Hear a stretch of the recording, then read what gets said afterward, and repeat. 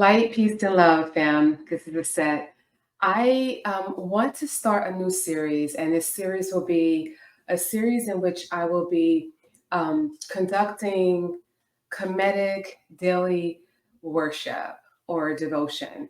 And it's a threefold practice. So typically it's done in the morning around 7 a.m., and then in the afternoon around noon, and then in the evening. And so today I want to go ahead and start with the noonday worship. And let's see how things progress forward. So hopefully next Sunday I'll be able to do a morning worship, and then the following Sunday an evening worship. So let's go ahead and talk a little bit about what it is that I am going to be doing and its importance. So, in any spiritual tradition, there is a spiritual practice that helps to bring about the transformation within the personality.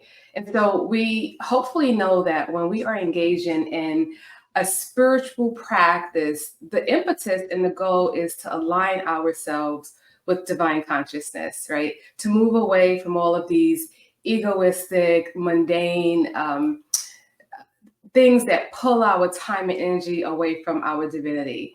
And so when we engage in some sort of spiritual practices, which ideally should be daily, right? Multiple times a day, we know that gradually over a period of time, that practice is what helps to transform us. It's the ritual. Anything that we do repeatedly creates an end result, right? If we brush our teeth, every day, that's what the dentist tells us, then we should avoid having cavities and gingivitis and things like that, right? So that's a ritual.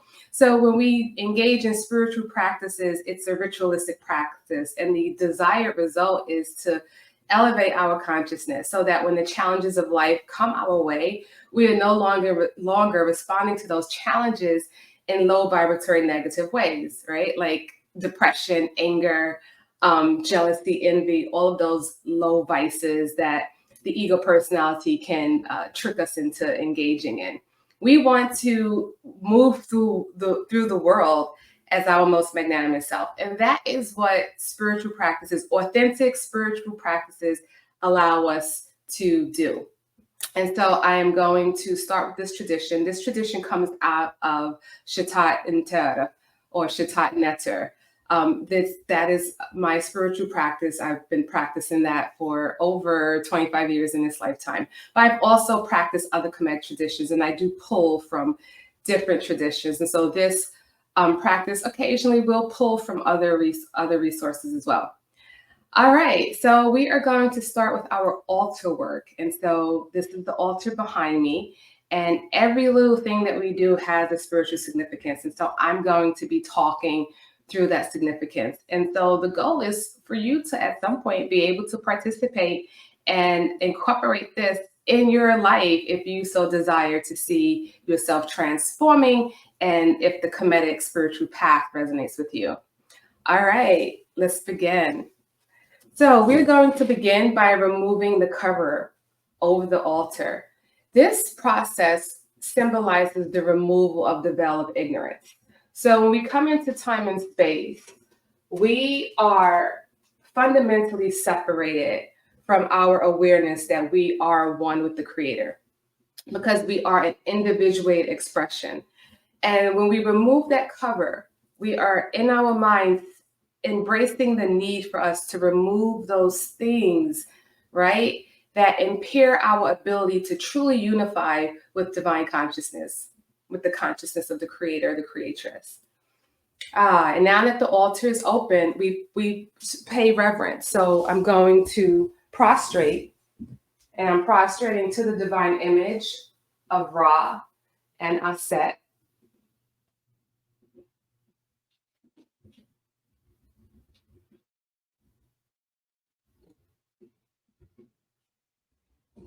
And when I prostrate, that is me engaging in an act of humility and gratitude towards the divine, manifesting everywhere and in all things. The way in which I propitiate the divine is as Ra or Ra'ati, right? Male and female principle. Next, we light the candle. And lighting the candle symbolizes the light, the Aku, coming from the great void, coming from the great darkness, the unconscious mind of the Creator. It's that spark of life that gave rise to us in all creation.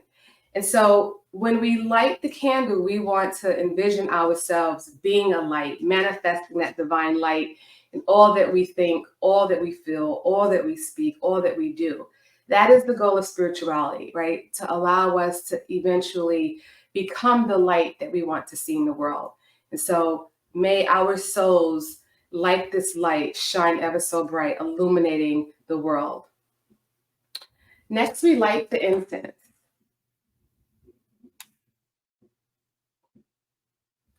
When we light the incense, it is symbolic of a beautiful aroma, a sweet fragrance, right? Because incense typically smell good, right? This is, what am I burning today? I am burning jasmine. So jasmine is very, very sweet. It's a high vibratory incense. It actually correlates with Goddess Heteru or Neterit Heteru. And so when we light the incense, we want to reflect and we want to just embody this idea that our personality is going to give off a sweet aroma that allows us to attract divine consciousness, attract good energies in our life, because we are a reflection of that. We are manifesting that.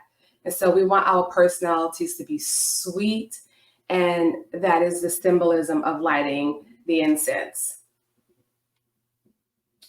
Next, we pour water from one reciprocal or one cup into the other.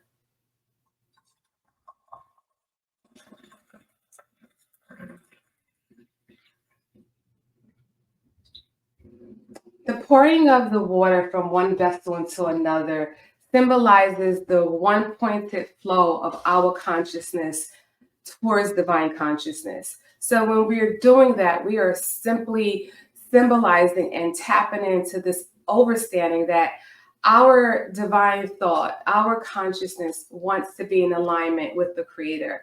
It wants to be fully in unison, right, with that high vibratory frequency of the Creator, raw consciousness or divine consciousness.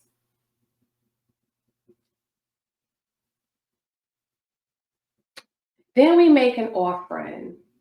So for the noonday, I like to offer ma'at, right? So this is when you study the reliefs and the paintings on the walls in ancient Kemet, you see a lot of the priest and priestess and also the paras offering ma'at on the altar to the divine self and to the divinity within them.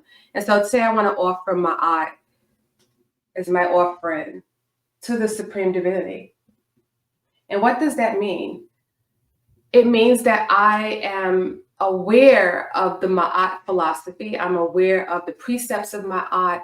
I'm aware of the need to be in divine alignment, to live in harmony with divine nature, to be in harmony with Ma'at. And so when I put that on the altar, I'm saying I am consciously aligning myself, working to align my thoughts, my feelings, my will, my desires, my speech, my sight, everything that I do, all of my manifestations with Ma'at. All right, and so now we've completed opening up and setting up the altar. And so now we begin the spiritual practice. And so we start with an offering chant to go with the offering that we just made. And so I'm going to go ahead and say that. And we say it 4 times. Hetepti nesunetera, anpu epwat nepta jeser, perkeru kakape, sinetu ahari maakeru. Hotepti nesunetera, anpu epwat nepta jeser, perkeru kakape, sinete ahari maakeru. Hotepti nesunetera, anpu epwat nepta jeser, Perkeru kakape. Sinete ahari ma'akeru.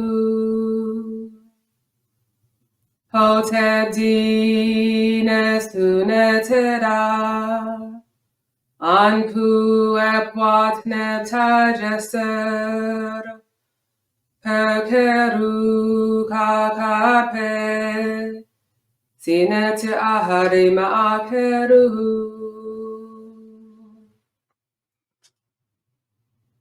In offerings given to the Supreme Divinity and to Anpu and Wetwat, Law of the Sacred Land. The spoken offering is 1,000 beef maleness and 1,000 geese femaleness. This causes the divine to make one true of speech. Tab. And when we do the morning worship, I will talk about that offering more in greater detail. All right, next we go into what is called the daily chants of Shita and Ter. And there are 4 affirmations that we want to infuse within the personality, within the unconscious and subconscious mind as we go through our day.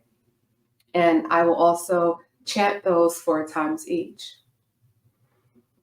Paneteru ua ua nebajarim neteru. Paneteru ua ua nebajarim neteru. Paneteru ua ua nebajarim neteru. Paneteru ua ua nebajarim neteru. The Neter, the Supreme Being, is one and alone and is Nebajer, manifesting everywhere and in all things in the forms of divine manifestation. On Mayat, Sui Sayuset, Sekamin. On Mayat, Sui Sayuset, Sekamin. On Mayat, Sui Sayuset, Sekamin. On Mayat, Sui Sayuset, Sekamin. Lack of righteousness brings fetters to the personality, and these fetters cause ignorance of the divine. Say you wash you, say nafu, and sayu say.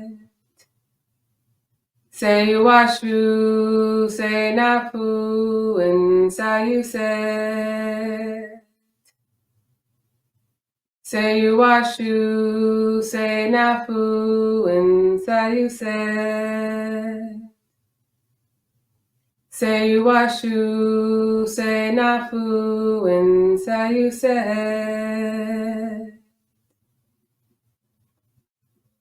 Devotion to the divine leads to freedom from the fetters of Set.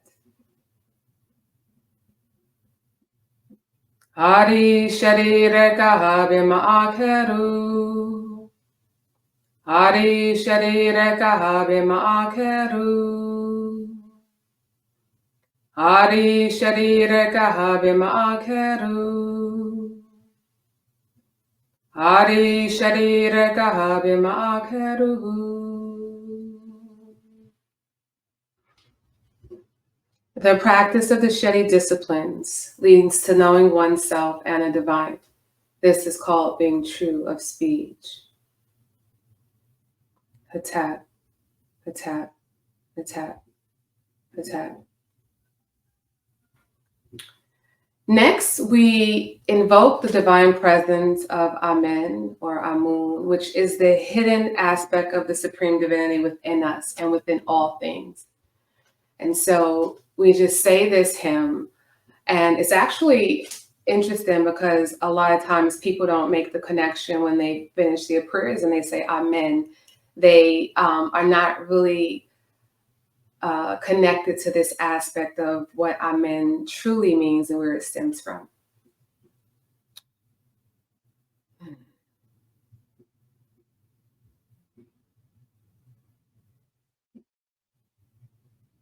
O Amun, who art in heaven, turn thy face upon the dead body of this child, and make your child sound and strong in another world. O Amun, O Amun, O Neter, O Neter, O Amun, I adore thy name. Grant thou to me that I may understand thee.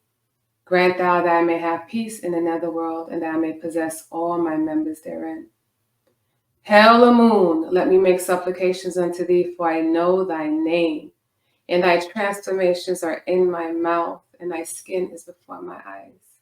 Come, I pray thee, and place thou thine ear, thine image, myself in the everlasting netherworld. Let my whole body become like that of a netter. Let me escape from the evil chamber, and let me not be imprisoned therein. For I worship thy name.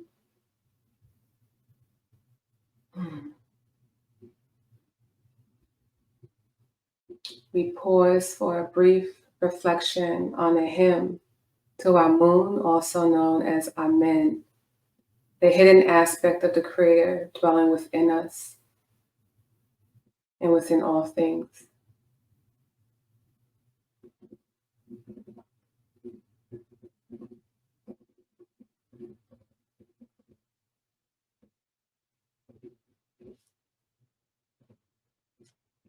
Dua Amun, Dua Amen.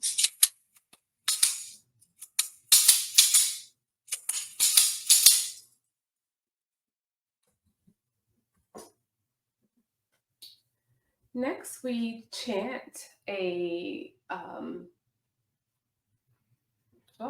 Next, we go into what's called the 42 Precepts of Ma'at. And for noonday worship, we actually read these precepts. And when we read them, we want to identify the ones that may be challenging for us or ones that we've had challenges with in the past. Because the goal is to be able to walk with the ones that we know we are struggling with so that we can use that Amun consciousness that we just talked about, that witnessing consciousness, because it's always present watching us. And we want to use that and connect to that to see when we are not in divine alignment with Ma'at, when we are acting out some of these precepts, and understanding that when we do that, it invites unnecessary challenge into our lives. It also impairs our ability to manifest our most magnanimous version of ourselves. And it also interferes with our ability to connect up to source and align our consciousness with divine consciousness. All right, so there's many different translations of the 42 precepts of Ma'at, and there's also different source texts. So the ones that I quote comes from the Papyrus of Ani. And I have talks on this platform on my YouTube channel that talks about all these precepts in great detail. So if you're not familiar with them, I encourage you to go ahead and look those up and watch them. And so I actually ended up spending a year and a half doing the translations of the hieroglyphs myself, so that I can be comfortable with the 42 precepts. And so I encourage everyone to do the same. Well, not decipher them, but explore the different precepts that's out there. Explore the person who did the translations, and decide what resonates with you, not based on the ones that allow you to get away with things, but the things that you truly know or feel at your core is in divine alignment. All right, and so these are the precepts translated by myself, Aset Hetep, and then there were some precepts that no longer apply to us in this day and age. In those precepts, I actually replaced them with ones that do apply. And again, all that can be discovered in my Ma'at series on my YouTube channel. All right, so precept number 1, and I will go through all 42. I will not produce, beget, or form iniquity, crime, wrongdoing, wickedness, vice, or behave with immorality. I will not steal, rob, destroy, plunder, or waste natural resources. I will not be a thief or a robber. I will not murder others. I will not destroy, diminish, cut off food supplies or resources that sustains life. I will not practice evil, negative magic, loathing, horrific and disagreeable acts, or be controlled by my dislikes. I will not lay claim to, take with or without force those things that belong to the supreme divinity. I will not communicate or perpetuate lies and deceit. I will not seize or tax food and or water, nor prevent others from having access to food and water. I will not engender feelings of anger, indignation, or curse others. I will not commit homosexuality. I will not cause misery and sorrow for myself and others. I will not consume or make my heart, mind heavy with negative emotions and desires. I will not transgress, turn away from the precepts and constructs of Ma'at. I will not commit or support fraud. I will not plunder, violently or dishonestly acquire property, land, earth, or grain, crops. I will not speak of, pry, meddle, or intrude into other people's business or matters. I will not speak against, gossip, slander, speak evil of, backbite, or character assassinate others. I will not be short-tempered, angered, impulsive, furious over objects of possession or differences of opinions, or angrily dispute over things of a fleeting nature. I will not copulate, have sex with a married man or woman. I will not hate myself or attempt to commit suicide. I will not commit sexual perversions, unnatural or sexual acts that cause harm to myself or others. Variant, including with animals. I will not make threats, be threatening, or produce things that are likely to cause damage or danger. I will not invade, attack, or infringe upon others. I will not be hot-tempered or allow myself to burn with anger. I will not turn a deaf ear upon or fail to pay heed to words, instructions, and speech or decrees of Ma'at, divine truth, order, wisdom, and righteousness. I will not be hateful, a foe, or the source of trouble and distress. I will not initiate violence, war, or struggle. I will not cause disorder, confusion, disturbance, disaster, calamity, or commotion, variant, including amongst the elements. I will not judge hastily or rush to judgment. I will not eavesdrop.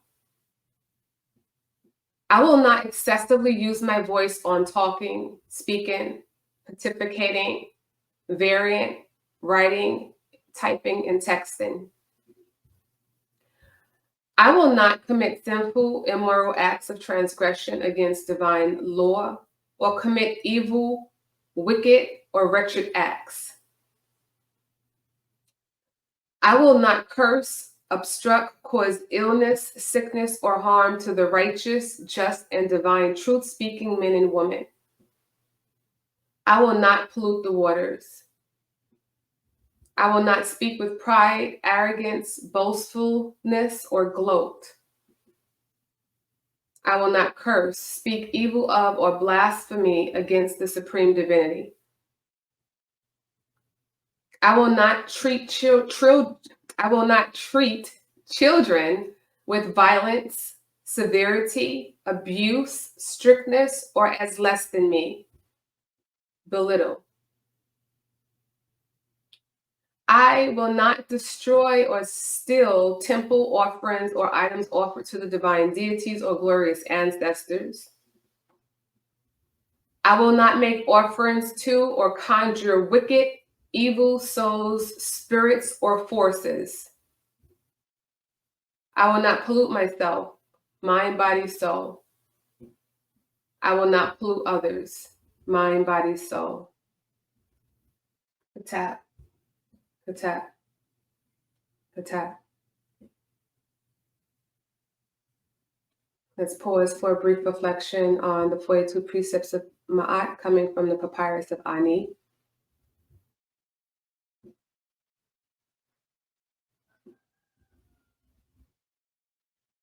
Identifying those precepts that we have struggled with in the past and may struggle with in the future, so that we can make them a part of our spiritual practice to overcome them.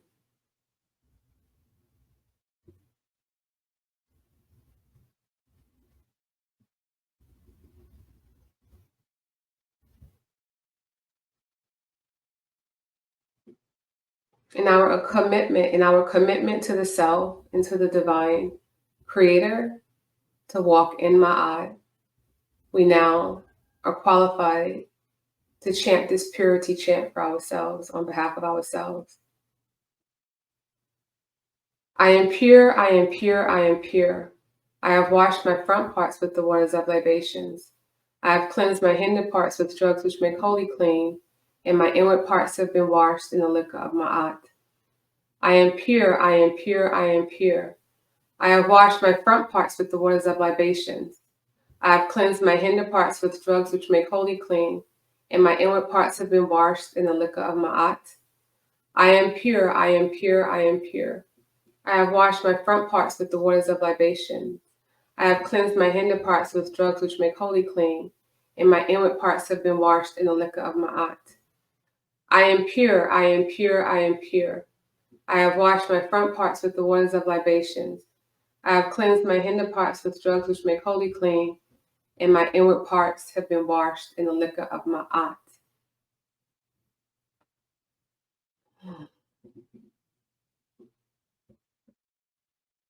We will now recite the closing chant for the aspirant, and the aspirant are us, those of us aspiring to align ourselves with divine consciousness, to elevate and be the light that we want to see in the world. Nuk amasu impainder, nuk sao ke su imne impainder, adu anuma, nuk kedi paharu. I give myself to the divine. I keep myself daily for the divine. And I let tomorrow be as today. Tap, tap, tap, tap.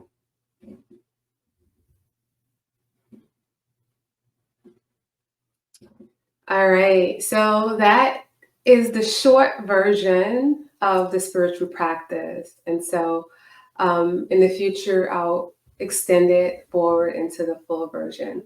So the next part that we want to do is kind of like what they do in church, right? You know, the pastor, and this is where all of this came from. The pastor is supposed to impart some wisdom teachings on the congregation to assist them, right, in their life. And so I'm going to read from a Kemetic scripture. It's actually coming from the Husa. And this is various sacred wisdom texts from different scrolls from ancient Kemet. And Malanga Karenga did an excellent job at translating some of these very important and powerful texts. And he put them all in this wonderful book. So this is a great book to have on your spiritual journey. And so I've been guided to read something for today. I'm going to read it and then expound on it briefly. And let's see if he says, okay, yes. So this reading is coming from the book of Kun Anup. All right. And so Kun Anup was a high steward. And so these writings came from his scrolls. And so this is number 8 in this book that I have.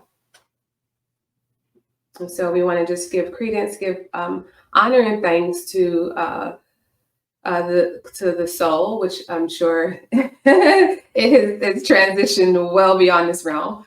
But we still want to give homage to Kunum Anu, and may his wisdom teachings be manifested in us. People fall low through greed. Those who prey on others achieve no real success. Their success is, in truth, a loss. Though you are greedy, it yields you nothing. Though you steal, you do not benefit by it. Act righteously, for the creator of righteousness, whose righteousness is righteousness indeed. When goodness is good, it is truly good. Surely righteousness is for eternity. It goes to the grave with those who do it. When they are buried and the earth envelopes them, their name is not erased from the face of the earth. They are remembered because of their goodness. For this is a principle established by the word of the Creator, the word of Ra.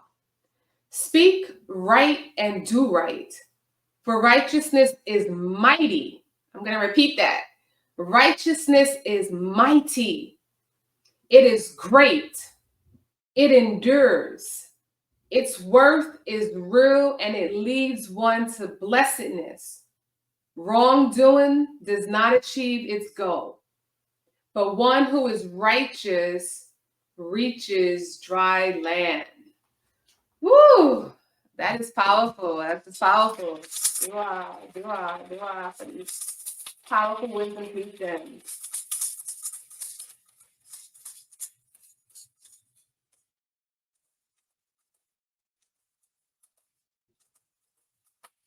All right, I open the floor for Neb Jahuti, the divine mind of the Creator, to come forth to expound on this subject matter. And this is one of my favorite topics, right? Greed, because greed to me is the vice that destroys the world. And for the divine to bring forth that as the first teaching to start this series for me is an affirmation, a confirmation that I am in divine alignment, because that is the vice that troubles me the most in humanity. Because when we think about greed is more than wanting more than you need, right? Greed is about wanting more than you need at the expense of others. And that is the ethos or the root of capitalism. And I have talks on this subject matter, right? So if you haven't watched my other shows, please go back and watch them. But greed is the fetter, right? It's that low vibratory desire and emotion that destroys the world, right? Don't take my word for it. Just look at the world today. In the last few hundred years, greed has brought this planet on the brink of destruction, right? Humanity has been on this planet for time immemorial, right? Some people argue hundreds of thousands. I'm going to say we've been on this planet for probably over 1 million years, right? In some form, some shape, form, or fashion. And prior to the European expansion, right, and colonization of the world, brown and black people, right, lived on this planet in harmony with the planet, right? There was no ownership of land. And one of the precepts talks about that, right? Talks about seizing the land and owning the land, right? When you think about those 42 precepts that I just talked about, a lot of those are actually the way in which the societies that we are in now function and were formed, right? We know that. And a lot of these precepts are actually championed, right? The opposite of them are championed. When we turn on the television, when we turn the music, the message is not this. The message is typically the opposite, right? to not be in alignment with these precepts, so that when someone speaks them to you, you get upset. People get angry. They don't want to hear them, right? And so greed is the thing that is destroying the planet, right? It's greed that sends people to Africa, to Ecuador, and to other places where typically there's indigenous people, right, who's living in harmony with the planet, to rape the land and to rob the people in this quest to have so much more than you need, right? And we have to understand that as people affected by colonialism and affected by this Western way of thinking and behaving, that we, to some extent, have bought into this greed construct. Why? Because capitalism, for most people, is a good thing in their mind. And it's because it promises that you too can potentially do something, right? Maybe play the lottery and win, right? A lottery ticket, and then you get way more than you need. You're a millionaire, right? And a lot of people, they're holding their happiness hostage to this. Like, man, if I was rich, just say if I had more than I need, right, then I would be happy. And it's like crazy because we see the people who have so much more than they need and they're actually miserable. But there's this nasty little program that's running in our unconscious and subconscious mind because of acculturation that allows us to accept capitalism and accept this greed because it's kind of like deep down inside of us, right? We want more than we need.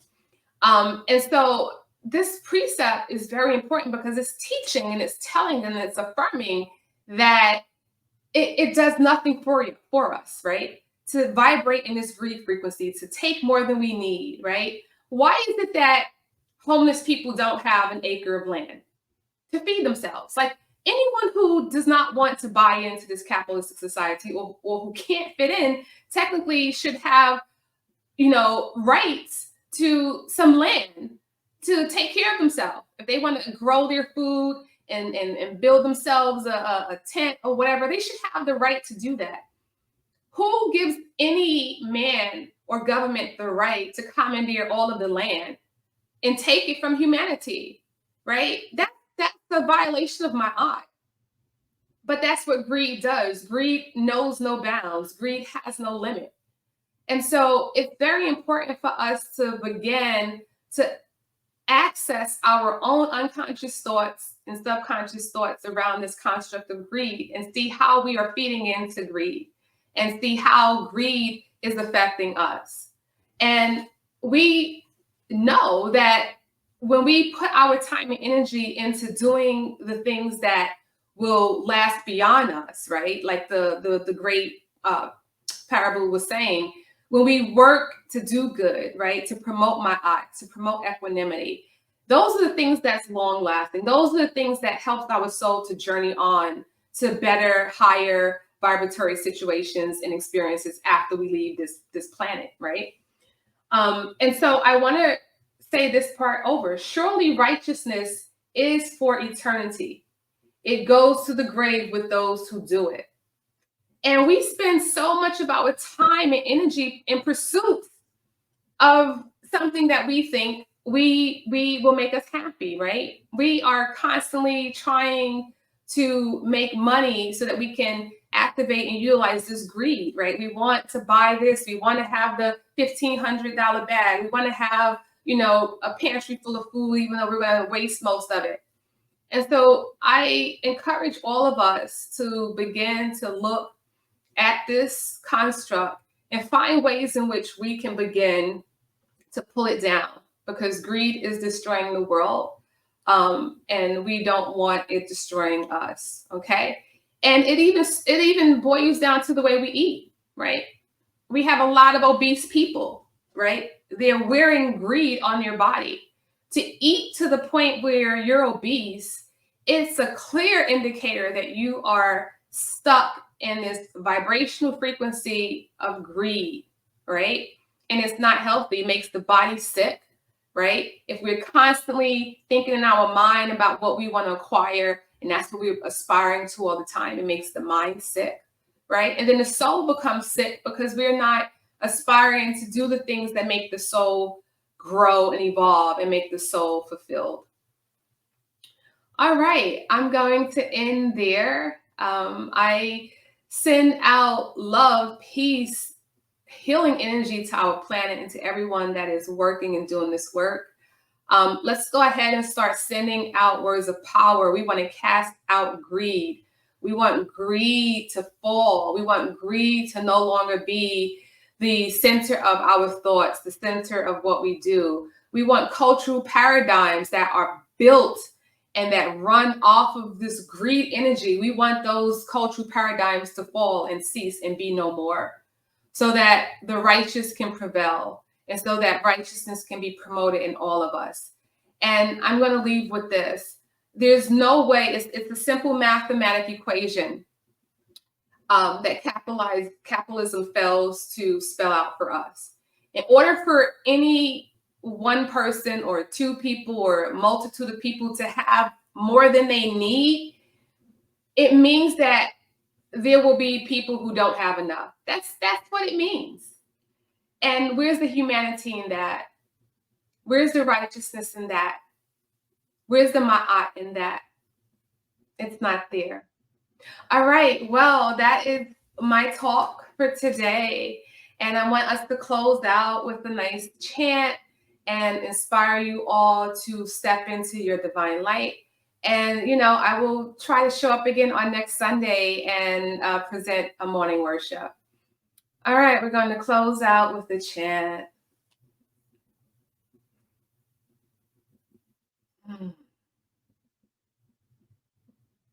Om Amun Ra Pata.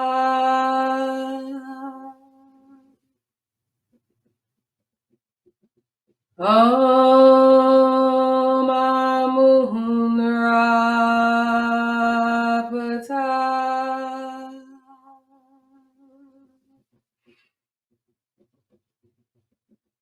Om Amun Ra Pata.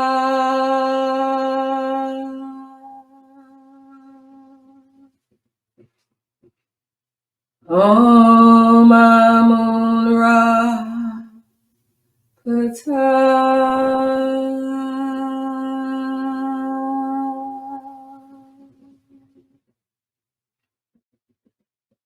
Hatap, hatap, hatap, hatap. Supreme peace, supreme peace, supreme peace, supreme peace to you all and to the self. Hatap.